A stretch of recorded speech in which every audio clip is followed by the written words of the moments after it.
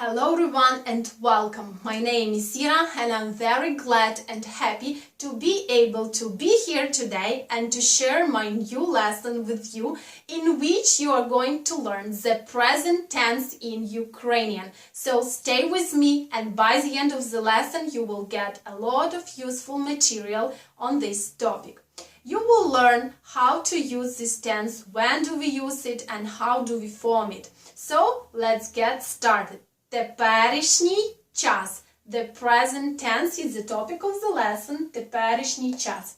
And теперішній час, with the help of this tense in Ukrainian, you can say about something that is happening right now. For example, вона читає книгу зараз. She is reading a book right now.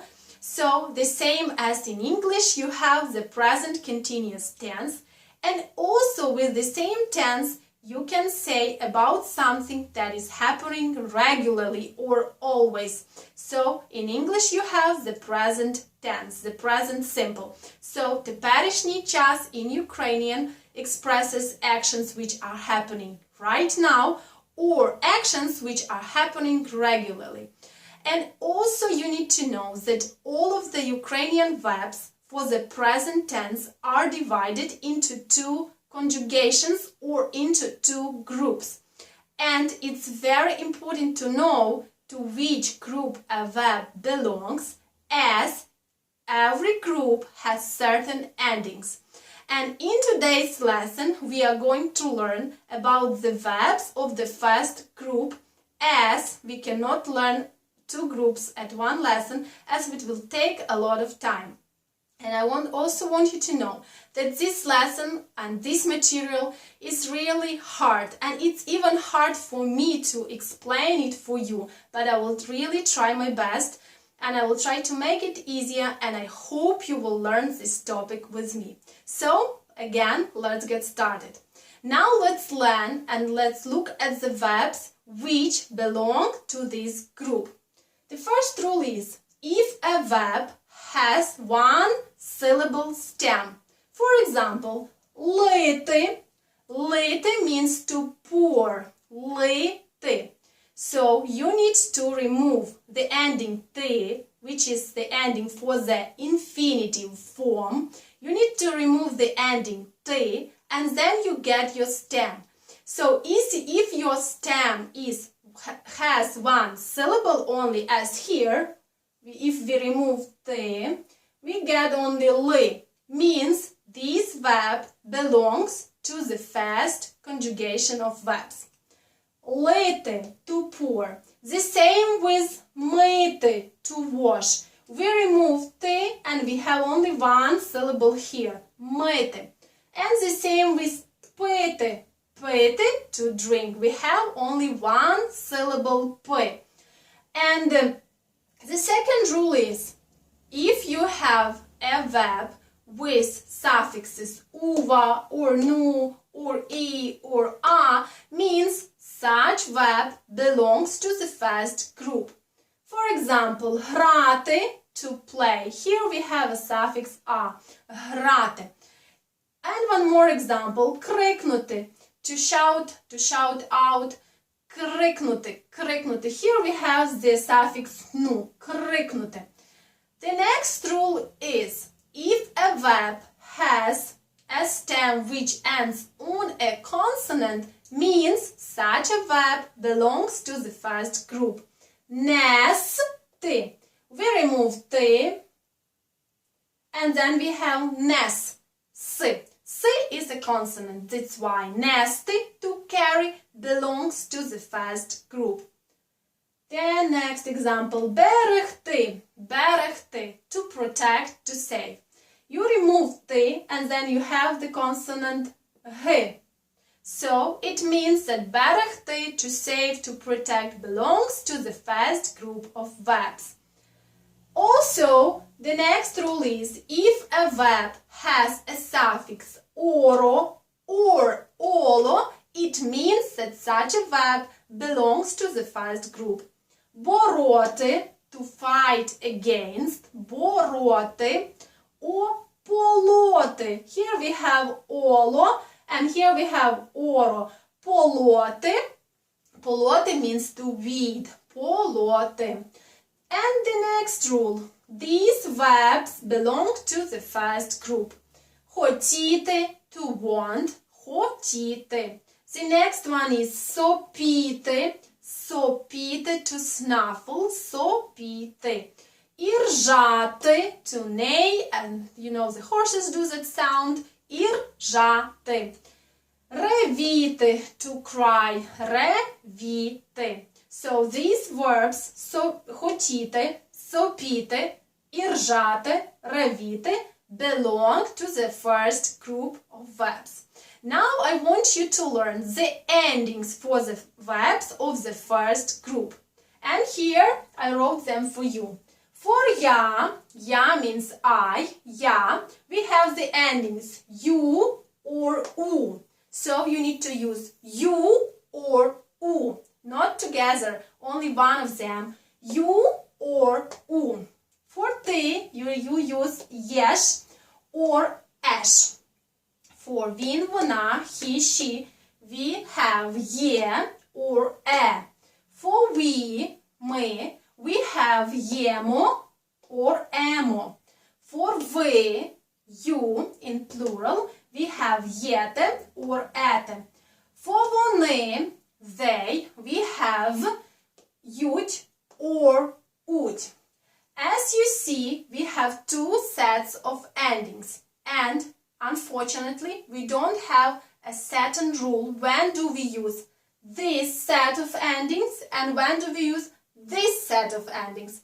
Only maybe I will tell you one thing and maybe it will help you. So when you add an ending, you will try to check how a verb sounds.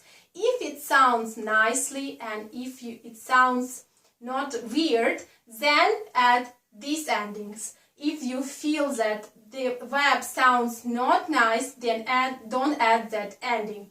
So it's really hard. But also I want you to know that most of the verbs have this set of endings and only several of them have this set of endings. Now let's learn how do we add these endings to get the present tense.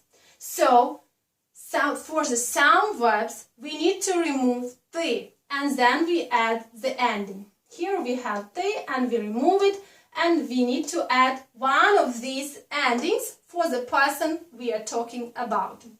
And example, мати, мати means to have, мати. So maybe I will read again here one example. I'll try to write and understand. Мати, you need to remove ти, мати, remove ти away, drop ти away. And then you have your stem ma, and to this ma you need to add you. I have я, ма, you. You have ти, ма, єш. She has вона, ма, є. We have ми, ма, ємо. You have ви, ма, єте.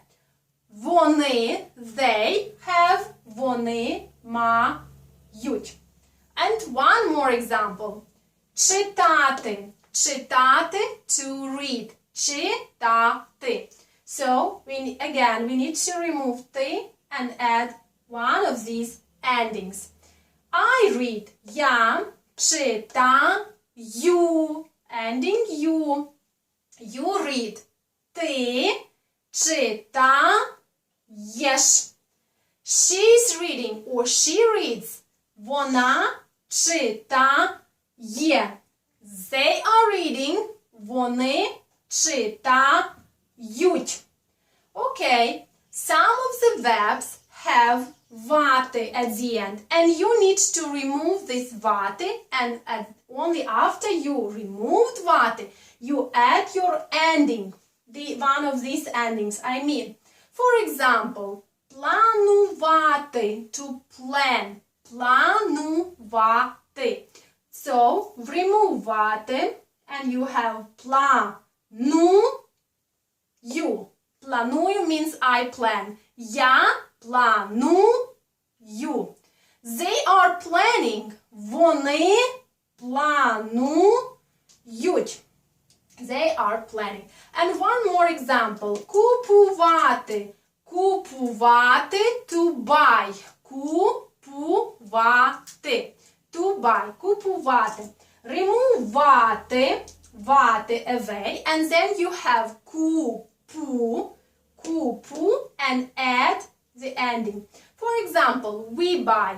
Ми купуємо. Ви купуєте. You are buying or you buy. You are buying. Ви купуєте. In some of the verbs, you need to remove ути. And then you add the ending. For example, слабнути. You remove ути and then add the ending. Слабнути means to faint or to feel or to get weaker, weak. Слабнути. If you want to say I faint or I'm getting weaker, then you need to say я слабну. In this case, we add the ending u. Я слабну. He is getting weak or he faints. Він слабне. They are getting weak. Вони слабнуть. The ending ut. And also some verbs have вати, but we drop only t. We do not drop va as we do for these verbs.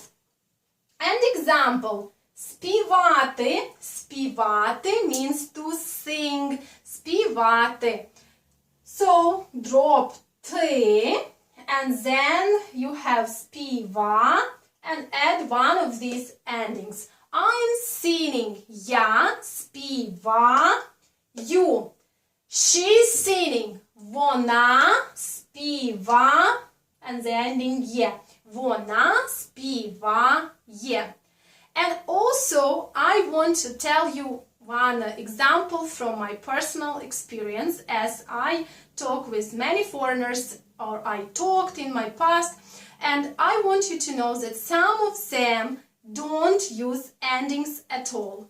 They survive by using only the infinitive form of a verb. For example, I have.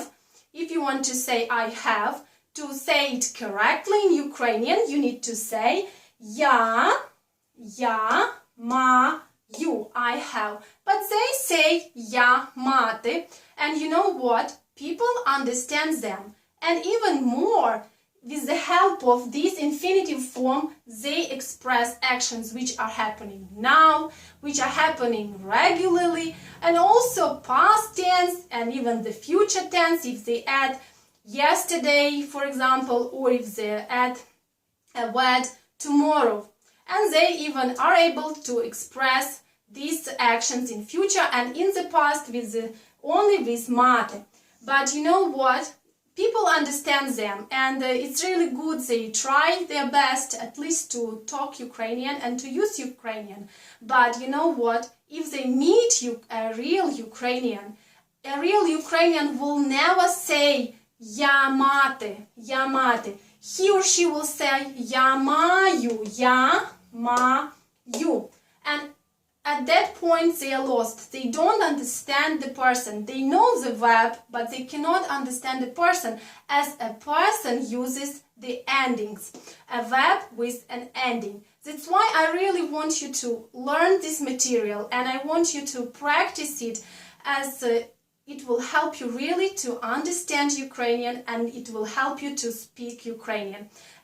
And I really wish you this, to be able to understand Ukrainian and to be able to speak Ukrainian. And I will see you very soon, and don't forget to write me your questions if you have some. I'll be very glad to help you, and I will see you soon. Bye bye.